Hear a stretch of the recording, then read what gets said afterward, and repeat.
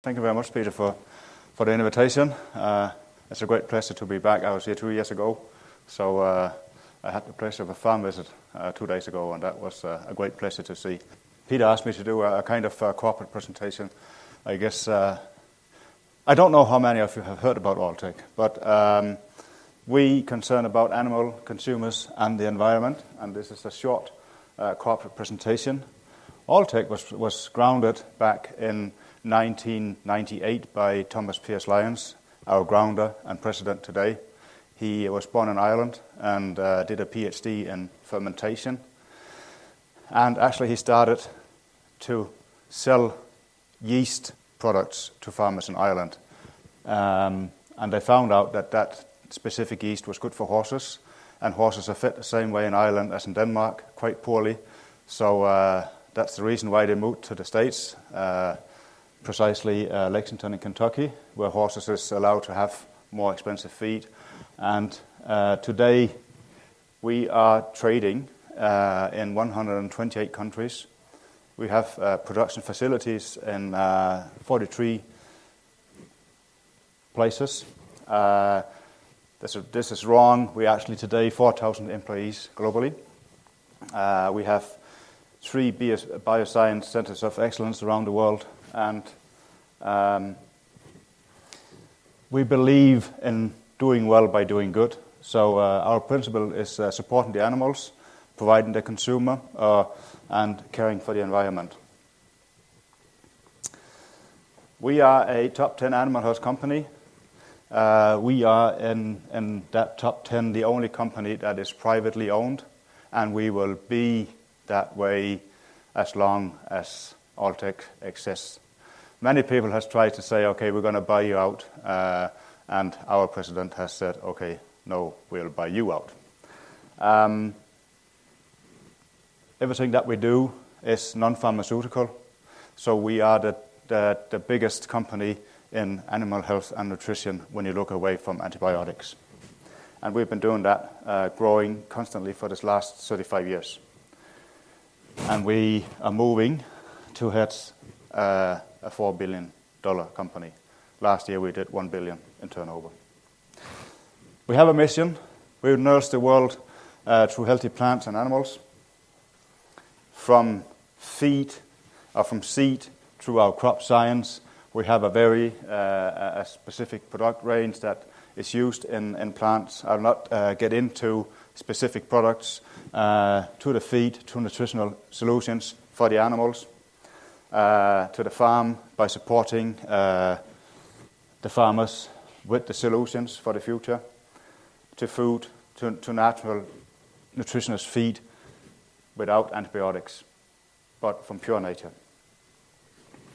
The last bit we did is that we have actually the second largest algae factory in the world that is producing algae, and from that we enhance DHA and omega-3. These products are mainly used in poultry and in the aqua business. We do solutions for ruminants, monogastrics, pigs, poultry, and in the aqua business as well. A lot of our profit goes right back to the company, to the science department. We do look into genes, not GMO, but into genes, and look at what turns genes off and on by providing our products. I give you an example. Poultry, they need phytase in order to degrade grains. We can pull out the phytase from the feed, add on the fermentation products, and have a higher daily gain without phytase. Just an example. We do marketing through education. We have every year a big international symposium, which actually takes place in the last week of May this year in Lexington, Kentucky. We do Global 500. It's a farmers meeting where we gather more or less 500-600 farmers all over from the world to a meeting where farmers talk to farmers, and we have different sessions. This is the fun part. Our founder did his PhD in fermentation and brewing, So we actually have a brewing division as well. We brewed the first Kentucky ale back in year 2000. And we have a distilling site in Lexington as well. We have our own bourbon, 2 bourbons actually, and Pierce Lyons Reserve, a malt whiskey, a single malt whiskey. The latest pile on the brewing business is that we bought a church that has been out of business, so to speak, in many, many years in Dublin, just by St. James Gate, where Guinness is placed. And as we're speaking, we're actually in the process of starting distilling in that very church. So if you ever go to Dublin, perhaps stop by. So that was a more corporate and short presentation. I'll dive into the feeding session. Peter gave me the challenge to talk about Danish feeding strategy in a European perspective. And I thought, Europeans, but what do you mean by that, Peter? Anyhow, my name is Jesper Pedersen. I graduated back in 1997 from agriculture school in Denmark. I worked for 15 years as herdsman, farm manager, and for the past 11 years I've been in the dairy industry. I had 2 years in Lely as a consultant. I had 5 years in a trading company doing product management on mineral feed, calf milk replacer, and assets. For the past 4 years, I've been doing the ruminant side for Alltech in Scandinavia, Denmark, Norway, Sweden, and Finland. So, let's dig into it. The feeding strategy of dairy cows in Denmark is hardly depending on where the cow's based. And I would like to do a drawing, and I have to warn you guys, I'm not a Picasso. But this is Jutland. We have a little island, Fyn, in the middle, and this is more or less Sjælland. Copenhagen is here. I'm living out on the very west. We have Herning right in the middle, Skagen up here, and the German border. And the feeding strategy depends on where are the cows based in that specific country. The main components used is grass silage, corn silage, high moisture corn, cereals, rolled, crimped, caustic treated, and alkaline treated as well. I don't know if you have any knowledge of alkaline treated grains in Estonia. It seems to be quite interesting actually. We use that in Norway as well. We have rape, canola, soya products, waste products as beet pellets, beet pulp fresh, beet pulp silage, brewer's grain, distiller's grains, potato pulp, molasses, and so on. Mineral feed in various types and a variety of different additives. So, what is used, where, and why?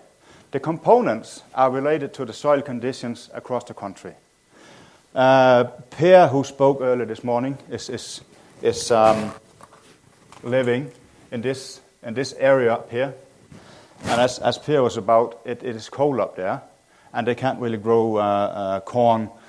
So what we see is that also the type of housing and the milking facilities has a role to play in the way we feed. We can't make a total CMR for a robot solution facility, so that gives a challenge. But if we look at it, in the west, northwest, as Per was on, we typically feed grass silage, corn silage, protein, compound feed, or single components. Again, compound feed is a solution. If you don't have any storage for single components, compound feed can be a very, very good solution to do. Cereals can be in the compound feed. It could be caustic, it could be alkaline, it could be high moisture corn, beet pellets. In some areas, as Per was about, we still use fodder beets. And that would be in a region up to here. And if we look further south, that would be a more 50-50 solution on corn and grass. We have more heat, we have more sun, it's more warm down here, and we have a possibility to grow corn silage. We also do corn cob mix and even does crimped corn that they harvest with a combiner and crimp that and put it into a sausage. Again, protein, compound feed. Many farms in this area has grown from 80 cows to 250, 300, 400 cows units. And at those units, they might have a facility to store single components, so they can actually do, in a way, by the TMR wagon, their own compound feed into the diet. That could be beet pellets, rolled barley, rapeseed cakes, rapeseed meal, and soybean meal as well. If we go further east, in the Middle East, and that would be on the small island, they are the world champions in Denmark to use waste products. Grass silage, maybe 20%, corn silage, 80%, protein, again. And that specific island, they use a lot of rapeseed.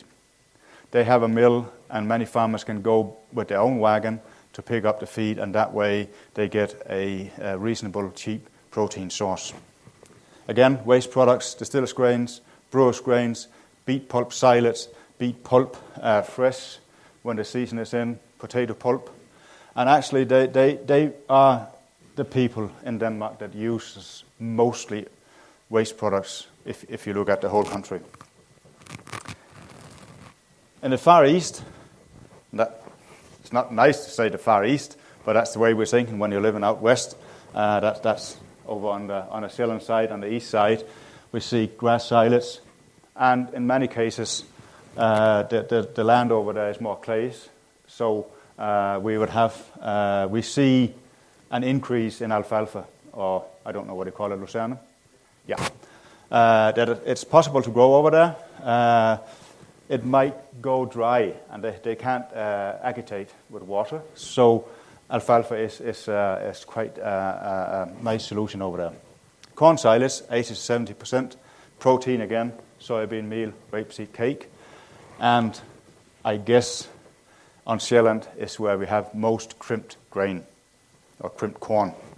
Again, waste products, distillers, brewers, beet pulp silage. I prefer beet pulp pellets. It's a more stable item to use. But again, it's possible to use beet pulp silage. Personally, I don't like that. So, in a way, with 600,000 dairy cows, I would say there's no right, there's no wrong. The most important thing is to balance the diet. And I guess that's the same challenge that any guy has around the world feeding dairy cows. Estonia, Germany, Sweden, Wisconsin. But based on the components that is available, and what is available, we have to look, do I buy a farm on Sjælland? I would for certain not start growing a lot of grass. So my mission is that there's no right, there's no wrong. Mr. Farmer, you have to look at the whole farm as a total unit. So go out, put your fingers in the ground, find out which crops would be the crop that will give me the most yield for my cows. And after that, we can bring the crops in, and we can balance the diet with the components that we buy into the diet. So the components up here, he would say, okay, you do it wrong. It's not right the way you do it. But for the guy living up here, grass and for the beets are the solution. He can't grow any corn silage. He would be in lack of water over here. So for the beets, wouldn't be an issue. They would have clay on, and it would be quite difficult to get them clean. So they would grow alfalfa, corn silage, and again, balance the diet after that. And that is actually, it was short, but again, my mission is look at what you're having. And another thing is, we talked a lot about today, is cost. Look into cost and income. If you look at the income on a dairy farm, 80% is depending on yield. 20% is cost. But when we talk about it, we do it the other way around. So my mission is, let's talk about yield also.